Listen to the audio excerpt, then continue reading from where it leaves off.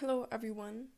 In this video, I'll be talking about the 3 Microfighters that released this year in 2021. This year, LEGO released 3 Microfighters in 2 sets, the first being the Millennium Falcon Microfighter, and the second one being the AT-AT versus Tauntaun Microfighters, so 2 opposing Microfighters. And first, let's look at that Millennium Falcon Microfighter. Here's the Millennium Falcon Microfighter. This is set 75295. It comes with 101 pieces and costs $10. So it's a little less than 10 cents per piece. You can buy this right now in stores since it was only released a few months ago in January of this year. What's funny about this set is that it's a single microfighter, it's lone, and that's because its counterpart, the TIE Fighter microfighter, was cancelled. And now that I've said everything about the microfighter, now let's look at the actual microfighter. Here's the microfighter itself, but before we look at the microfighter, let's look at the minifigure that comes with the microfighter. This is the Han Solo minifigure that comes with the microfighter. He has a regular blaster, which is nice, since a lot of other microfighter minifigures come with stud shooters. And besides that, he's just a regular old Episode 4 Han Solo. Pretty average torso printing, nice back printing, and also very nice leg and hip printing. They blend pretty seamlessly. But other than that, just a pretty nice minifigure and a pretty cheap set. And over that, let's look at the microfighter. And here's the Millennium Falcon. As you can see, the proportions are very good for a microfighter. They look quite accurate, besides the thickness and the cockpit, obviously, because that's where the minifigure has to go. This thing has amazing proportions compared to the actual ship. It has some stud shooters on the top and also a rotatable satellite dish. And moving to the back, there is this nice thrust that carries along the whole back. And an interesting building technique was used here with a clip. Actually, a clip on both sides.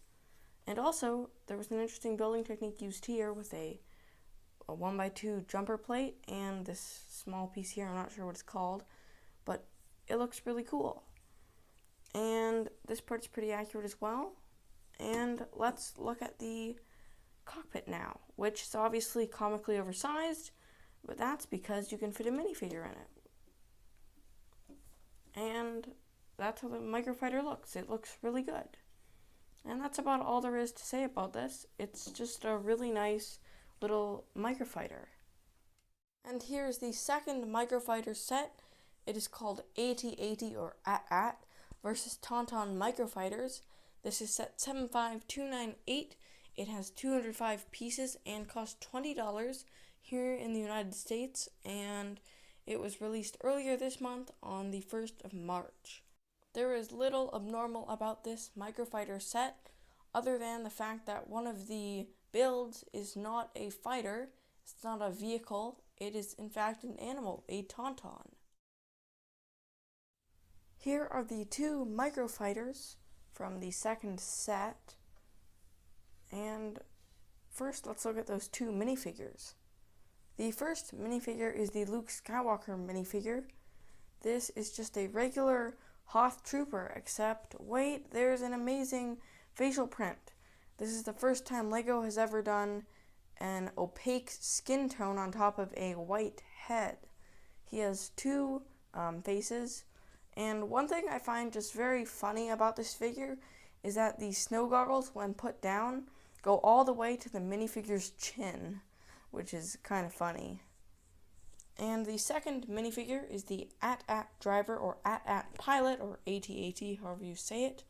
He has a stud shooter, and he is just the same one we got in the summer of 2020 AT-AT. So pretty nice to get 2 amazing figures in such a cheap set. And now that we've gotten the figures out of the way, let's go look at those 2 microfighters. Here are the 2 microfighters, or rather, 1 microfighter and 1 life-sized animal or minifigure scale animal. First, let's look at this tauntaun animal. It looks really amazing. The toes are nice, though they're not like accurate amount of toes, but that's all you could do really with a brick-built thing of this scale. Here's the Luke Skywalker minifigure. He fits nicely on here with these 2 studs, keep him in place really well. Here's the little knapsack back there. The tail is very versatile in movement. It can move in many ways because it has a ball and socket joint. And then there's the face, which has a lot of detail. It has ears, tusks, and nice eyes, and a nose and mouth. There are some reins back here that I'll probably never reuse, and some T-Rex arms. And moving on to the AT-AT, or AT-AT. First, we'll start off with this head, if I can zoom in there. This head looks really nice, and what's funny about this is that since this is such a small scale, this whole top part of the head can be shown in one printed piece, and actually doesn't look like it's squinting like the actual big AT-AT from last year. These cannons do rotate up and down to some degree until they fall off, and these bottom ones do rotate side to side. I don't think they're really meant to, but they can if you want them to. And then up here is the cockpit area. Not really a cockpit, but just a driving area, though not accurate since the driver and the real thing is actually up there. But for the purposes of this microfighter, he's down here. And instead of studs, for some reason, they decided to go with this piece, this separator piece, which separates the legs. And I really do not like this piece. Lego's been using it more and more in sets nowadays. I really don't like it because it's so easy to take them out, and they never really fit in there properly, and they're always falling out. And that's just a big problem I have with this microfighter. Other than that, the legs are almost the same as or maybe they are the same as the earlier microfighter of the AT-AT, and the body is just the regular overscaled, comical looking proportions of a microfighter. And other than that, this is just a pretty average microfighter compared to the amazing Tauntaun and also the Millennium Falcon over here.